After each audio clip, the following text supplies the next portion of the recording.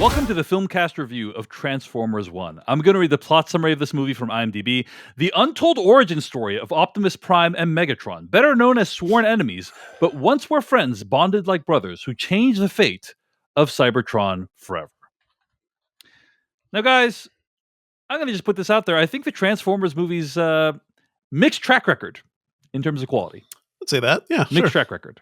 But I will say some of the more recent entries have been pretty encouraging. You know, we got that Bumblebee movie that was pretty solid. There was I never saw that. Yeah. What'd you say? I said I never saw that. Oh yeah, It's good. Fun movie. It's from 2018, so yeah. I guess one of the more recent ones, but not super recent. Yeah. Rise of the Beasts last year. Pretty fun stuff. Then, of course, that we have all Transformers 1, an animated film. And you know what, Jeff Kanata? I'm going to go to you first. What did you think of Transformers 1? Well, Dave, I guess you could say what I thought of Transformers 1 is best summed up in the form of a limerick. All right, let's hear it. For a franchise that's gone so awry, I'm glad that they wanted to try to do something new, but Transformers 1-2 is not more than meets the eye. Oh. Okay. Interesting. I have seen so much effusive praise about this movie. Everybody just like, this is great. It's so great. I think this movie is exceedingly mid, which is a term I don't enjoy using, but here I am. It's fine.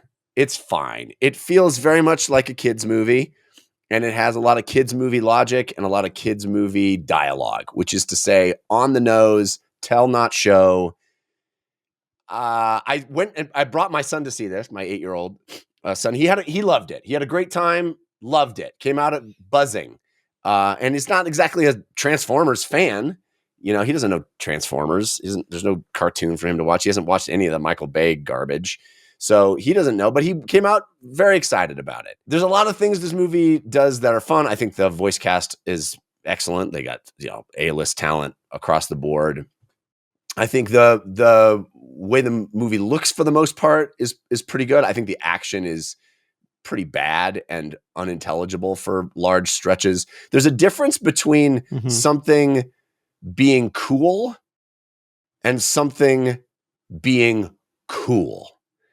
And what I mean by that is you can have a flourish that is objectively cool, but doesn't feel cool because there's no stakes, there's no buildup, there's no narrative structure around the cool thing. Like, there's nothing particularly cool about Daniel-san putting his hands up in this goofy crane kick thing. But in the context of that movie, when he does that at the end, it's the coolest friggin' thing I've ever seen. But that's because the movie builds to that moment and it turns into a cool thing. And you cut to Mr. Miyagi and he does a little nod when Daniel does it. And it's like, yes. Where we are with a lot of specifically animated movies is that we can animate the coolest shit you've ever seen, the most dynamic camera moves and cool thing. But very rarely is it actually contextually built to be cool. It's just a flourish. It's just like, wow, the animator can do that cool thing. But it's ultimately lifeless and unmemorable because it just happens. It just happens and we're on to the next thing. And now there's some other big crazy thing. This is the problem, not just anime. This is the problem with most of the like Godzilla, King Kong movies is it's just like bombastic and big, but there's no orchestration of the moment. And the best filmmakers orchestrate that, build in this rhythm to it. Anyway, that's, I think, a pretty a pretty high-minded criticism of a movie that I don't think has those kinds of aspirations. It's a kid's movie. It's a kid's movie in the way the original Transformers animated film that I loved in the 80s is a kid's movie. It's like, it's not I don't think this movie is trying to be a great film. I mean, I think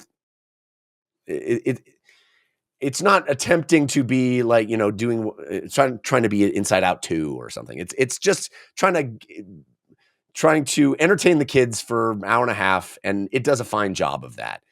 But I have seen so many people just doing backflips about how great this movie is. And maybe that speaks more to the low bar of Transformers movies that we've gotten to, where anything that's not just offensively bad is good by contrast.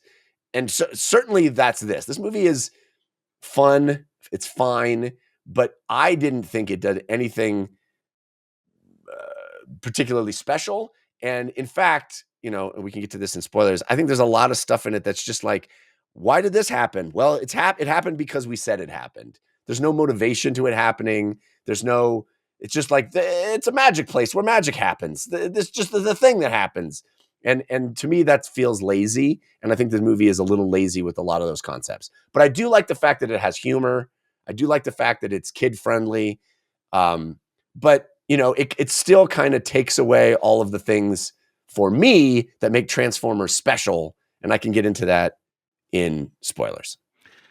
Gotta say, I'm in a state of shock, Jeff. Shocked. Because I think you were the one most looking forward to this movie out of the three of us. I had heard such good things about it. I really thought it was going to knock my socks off. I guess it's no Borderlands, Jeff. Huh? Wow. Guess not. So true. So true. Okay. Devindra Hardor, what did you think of Transformers 1? Take everything Jeff said and the exact opposite. How about that? No, I respect what you're saying, Jeff. I get it. I was never a Transformers kid, so I don't have like the deep love of it, but I grew up watching it. I know the basics of it. And I also took my kid to this. I took my almost 6-year-old daughter to see this. She loves Minecraft. She loves big, like just science fiction-y things. And I thought this would be a good one for her. She loved it. She was absolutely enraptured by this thing completely. It is a movie meant for kids, but I do think it's aiming for a lot more, because like this movie in many ways is baby's first Marxist text. This is a movie entirely about the workers revolting against the like rich people who are holding them down and keeping them in their place. It is about a unionized worker revolt. That is what this movie is. And I do like that it's playing with a lot of these concepts in really interesting ways. And even at one point, there's the, it's sort of like, how does centrism work against like people who really need to, how does that get in the way of revolution? Or how does that like muck things up too? Like politically, interesting thoughts here. And I found it kind of fascinating that they were doing a lot of this stuff in a kid's movie, but also it's just a lot of fun. Like I like the characters. I like Optimus and D23. Like I like them and their friendship, or D16. I like them and their friendship and like how they like relate to each other. I think this is well written in a lot of ways. The leader, like just the imagery, I think is fantastic. When this movie opens, first you get the basis of all Transformers lore, which is in the beginning there was Primus. And Primus begat life, and just that I could see my daughter, just like her brain being rewired. Like this robot became a planet and now it's making more robots. And then we're introduced to like the underground city and she's like, those buildings are upside down. I was like, why? And luckily we were in like a pretty empty theater so we could actually talk about it as the movie was happening. I was like, yeah, it's all underground. And she spends hours building stuff in Minecraft. And the idea that you can make a building that goes down, again, she's what? I can't believe this. I think it works as a great way to introduce kids to this lore, to get them to understand these characters. It also understands the core concept of what Transformers was always about. I think first of all, it is deeply ironic that a toy franchise from Hasbro is the one that is essentially this like really interesting Marxist political text as a cartoon. That's funny, but also it does embody the things that Optimus Prime always embodied, like of leadership, of nobility, and like how that was always kind of a core aspect of his personality. I think it builds that character well. I don't think it does. You're right, Jeff. Like this movie does take some leaps. And I think the leap of D16 from his friend, his buddy, his sort of like sidekick to, oh, I have power now, therefore I will go full bad. I think that leap happened really quickly. And I think this movie could have used more time. It could have used more time to build these character relationships, to build like this movie shouldn't have been viewed as like just a kids movie. I think it could have been 15, 20 minutes longer. Give us that relationship, give us the D16 growth, and it could have fared a lot better from it. Jeff, I will say I agree with you in one thing. I do think the action is kind of incoherent at times. Say what you will about Michael Bay, but that guy knows where to put the camera in an action scene. Like, I do see a lot of people sometimes just think wistfully about the destruction of Chicago in that one Transformers movie, of just like there's shots of like people parachuting into the city and there's just like large scale destruction. And it's all very clear and understandable. I think the director Josh Cooley could use some of that, but at the same time, this movie does have just scenes of just like sheer beauty, showing off the wide scape of the city. When they get to other places, seeing almost like wildlife. I think there are moments of beauty there that almost feel like you're getting into a Miyazaki type of film, but it doesn't, because this is an American movie made for kids. It doesn't have time to breathe. So I think that's like the one thing holding it back. That and the action like execution could be better, but there's so much good stuff here. And now my daughter is fully Transformers pilled. So now I can like engage with Transformers stuff with her. We can go back and watch the old cartoons, or she can like, we can ask questions about this stuff. In a couple of years, we could watch the Bumblebee movie, because like that is a little more kid appropriate than the base stuff. I'm glad it exists. And just like Star Wars Rebuild the Galaxy, like it is a perfect entry point into this franchise. I'm grateful for that. You know, I hate to do this, but I completely agree with everything Devindra just said. I think Transformers 1 is a blast. I actually think it does have stuff to say. Mhm. It's not Inside Out 2 level, but it's closer to Inside Out 2 than the last Transformers movie was, you know? And I Again, think low bar. yeah, but still, like, I think it makes a significant amount of that distance. Uh, I had a great time with this movie. I think overall it looks pretty good. Some of the action scenes are a little bit difficult to make out. This movie is still executive produced by Michael Bay and Steven Spielberg, which is Yes. the people behind the original like live action Transformers. Yep. And I think you have that DNA in these Transformers, where like the Transformers, instead of being like made up of like 6 pieces, they're made up of like 800 pieces, you know? This and is so my, like my biggest problem. I hate it. so then when they transform, it's like, oh, they have like all these different complex things going on. Stuff just morphs. Right, It it's hard doesn't to make out what's transform. happening, and I do think that's a little bit of a problem. I think another issue is, for the most part, the movie does a pretty good job of simulating real camera movement. What I mean by that is, Mhm. you can kind of envision, oh, this is what a real camera would do in this situation. So for instance, like, it'll often like cut to a wide shot when like somebody's falling, you know, like it'll cut to a wide, or, you know, like a wide shot, and then like the camera is like shaking and barely following. And of course, there is no camera, it's all CG, but like it kind of tries to pretend that that's like it's a real physical Yeah. camera. And That's when something it gets Guillermo del Toro did too with like Pacific Rim. Like when you Right, envision these exactly. massive creatures, it kind of makes sense. You got to think about the camera and Exactly, where but it's actually sitting. Yeah. when the movie doesn't do that is when Mhm. I don't think it's good. When it's like, Yep. oh, the camera's flying at like 500 miles per hour. It's like, well, that's not physically possible. Mhm. Like a real camera could not do that. So like when it does something like that, it's like it kind of tears you out of the reality of the movie a little bit. All that said, I had a great time with this movie. I thought like the action scenes were decent enough that they engaged me. And as Devindra indicated, I think the look of Cybertron is pretty freaking cool overall. Like there's all these cool concepts of trains where like the track like appears in front of them as it's moving Beautiful. along. Beautiful. Yeah. The surface of the planet is really cool looking. I won't give away what's going on Mhm. there, but there's like cool ideas there.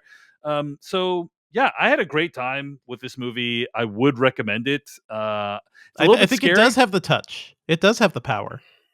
And they do say that in the movie. Indeed. Indeed. You don't All have right. the touch or power. So anyway, a few more thoughts and spoilers. Let's get to it. Spoilers for Transformers 1 starting right now. All right. So Jeff, I think you had some things that bothered you about the latter part of this movie that you wanted to mention. I mean, spoilers. I don't want to be too negative about it, because I did like. I mean, I think the movie's fine. As I said, it's mid tier for me. It's like it's not offensive. It's not badly made. It's just not great in my opinion. So I don't get me wrong that I'm like super negative on the movie. I just feel like it's definitely trying to Batman Begins the Transformers universe, Mhm. like give you all of the reasons why things are the way they are. I would And compare it more with Wicked, honestly. Sure. and Sure. how I would say Wicked does. Wicked is Batman Beginsing the Yes. Wizard of Oz story. Yes, it is. Yeah. Disagree, but okay. I mean, I think Wicked came I'm first, just saying right? it. So, I yeah. I could be wrong about this. But I think Scarecrow Batman, and Batman were never friends, Jeff. Okay, like it doesn't make the comparison doesn't make sense. Okay, but anyway, Wicked did come before Batman Begins. So, yes. no, what I'm saying is Batman Begins is explaining to you how this all happened. Mhm. How Right, the- right. not the plot of of friends becoming enemies. Right. I'm saying- I'm saying the Wicked. That's why that comparison is because like Sure, these, sure, these sure, two sure. characters, you're What I'm like, saying oh, is, why are they've they always called- hated each other, right? Like, Why are they called Autobots? Oh, you Right. thought it was because of automobile. No. No. Autonomous bots. That's what it's like. It's Right, all right. that kind of stuff. Yeah, It's like, yeah. how did this, why did we, are they Decepticons? That seems weird. Are they being deceptive? No. He's co-opting this negative term and rallying. It's like, it's doing that thing where Right. all the stuff you thought you knew, now we're Yeah. giving you reasons for it. I do think the Autobots thing is ultimately a story about like freedom and individual liberty and things Yes. too, like their own selves. Yes. That they control their own destiny. And I found like I was honestly tearing up a little during some of Yeah. this. Like, this is a kid's movie. And you're giving my child this great template for how, like, I would love for her to think about the world and That's freedom. way more Yeah. interesting than because it can transform into a Ford Mustang. You know? It is. Yeah, Anyway. but also the fact that we're on Cybertron the whole time, there's no reason. Like the idea of them transforming is just completely arbitrary. It's all Right. arbitrary. Yeah. And you brought up, Dave, the notion of like how things transform, and this has been a bugaboo I've had Yeah. ever since Michael Bay strolled into this franchise. Yeah. Where it's like, what is cool about Transformers for me as a Yeah. kid was that this bit moved over here and became that bit, and that bit rotated up here and became this bit, and the fact that it could just all sprouts and sprawls and who Right. cares? Well, it's all just it's your favorite thing, Jeff. It Yeah, is. exactly. It's nanobots. It's Yeah, nanobots, basically. Yeah. Nonsense. Jeff, you can relive the original Transformers memory with that $300 Optimus Prime. I know It dude, is that a thing model is robot pretty that does transform. sick. Yeah, It's it looks pretty sick. But no, and this movie does that, not to the extent that the Michael Bay stuff did, but it still does that, and it does even weirder stuff where it's like, hey, you put this cog in your chest and you get taller, and stuff just sprouts on your metal skin. I don't understand how that all is supposed to work. So there's a lot of like kid logic for me that just I felt like is lazy. It's just like, well, it's because we told you that's how that works, instead of actually being interesting or cool. Like it can work for kids and also be, have an internal logic that adults can appreciate, I can agree with you about the internal logic part there, Mhm. but I think the part with the cogs is actually extremely effective. The idea that like, oh, you need this cog to transform. That's why none of these people are transforming. We all Right. inherently understand that transforming gives you special powers, right? Like no one Yeah. has to explain Everybody knows. that. And this, then yes. the reveal that, oh, like they actually needed cogs, like all their cogs were taken away from them. Now, I agree with you, Jeff. Like, how was that done? Or like, Also, when they were born, which is like, how as does they're being built. Yeah. Transformers that. reproduction work? How was Bebe Yes. born? Primus makes them. They'll How- get pumped out of Primus. Come Do on. they are they created as babies and then they grow? Do they all emerge fully formed? How does what's his name, the fake Sentinel? the Sentinel Prime? How does Jon Hamm. Sentinel? Jon How Hamm, is he yeah. removing these cogs from these machines? You Yeah. know, It's. The- I mean, like- I looked at that more as like, yes, that is weird and wonky. But I also looked at it more as like, oh, this is a really interesting metaphor for a system of control Absolutely. of an autocratic society. absolutely. And that is So yes, he's the mechanics literally are taking their Right. free will and their destiny. no, I away. get Yeah. all that. And the I mechanics are appreciate poorly it, but- explained, but thematically it is Yes. very rich, in my opinion. Okay, So- fair enough. I won't disagree with that, but I'm just like, we don't have to choose between those things. We can have both. We can could. have it thematically rich and also make some goddamn sense. I don't know. This is, I mean, it's kind of like saying, well, why are the toys alive? In Toy Story. Why are they talking? Like, it's like, why is it you just kind of have to accept that that's the way it is, in my opinion. I don't, but because I don't think this is like a fundamental premise issue. It is literally like we put the cog in your chest and now you become 3 feet taller and have other weird, like why did that change? Why, like, okay, put the cog in and now you can transform. That's cool. But transforming also means nothing in this movie. And, there's a couple of times where he turns into the future truck and pushes him off. Transforming means I think a lot. The movie does a good job of explaining why transforming is ususeful. Like they have this whole race where it's like, oh, they're at a severe disadvantage because they can't transform. We spend most of the movie not transforming. And it's like it is looked upon as like a holy thing, and like, oh, only those people can do it. Only the elites can do it, and that's so unfair. I don't think we'll convince you to like this movie, but I do feel like I got to defend it. Fair enough. And I don't hate this movie. I don't dislike it as much as my comments may seem to indicate. Like, it was fine, and my kid had a great time, and it was fine. I just feel like the general fervor around it feels disproportionate to how good the movie is. Like, it's fine. It's a fine movie, but it's like it could have been way better. I think this movie could have been. This is not Into the Spider-Verse. It's not like, and I feel like some of the energy around this movie would lead you to believe that they Into the Spider-Verse Transformers, and that is not what happened in my opinion. It's not that far from Into the Versing Spider-Verse. And the other thing too is like I don't think Transformers is inherently was as interesting a property as something like Spider-Man. Like that's the thing. You're starting with the franchise that itself existed to sell toys to children. Yeah. So the fact that we even got here, I think, is just kind of incredible that we got to this point. So that's kind of the way I'm weighting it. And also, Jeff, I would say spend some time, talk to your kid about the ideas of Transformer 1. And I think like you will start to notice things changing. Like my daughter is like, I was like, oh, so what did Sentinel do wrong? And she was like, well, she didn't let them be free. She didn't let them be who they were. I'm like, that's right. That's right. We're getting there. We're getting there. That's what we're championing here. Sentinel sees the means of production. Yes. Yes. She was like, they were doing all the work. He disrespected the proletariat. That's what Sentinel Prime did wrong. Anyway, but also why? Exactly those words. Like why? I mean, we don't need to keep getting this, but like, I don't feel like the movie answers that question well of like, oh, he's trying to appease the weird tentacly thing. Why? I don't know. For power. Movie doesn't tell me. He is okay.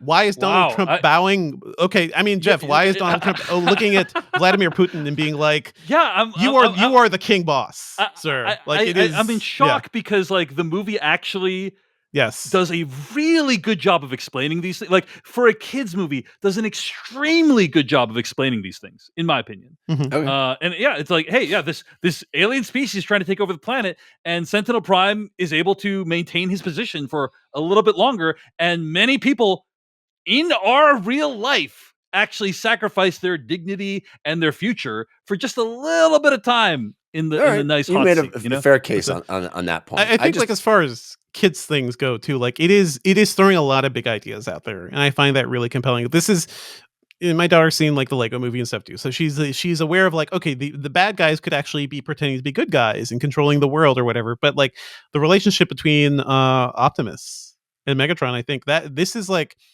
I wanted it to be like Xavier and Magneto for her, to like friends becoming enemies, but also having almost like they sort of agree, but philosophically and, in some ways they definitely do disagree. And that tension I've always found really fascinating. This movie does give you that.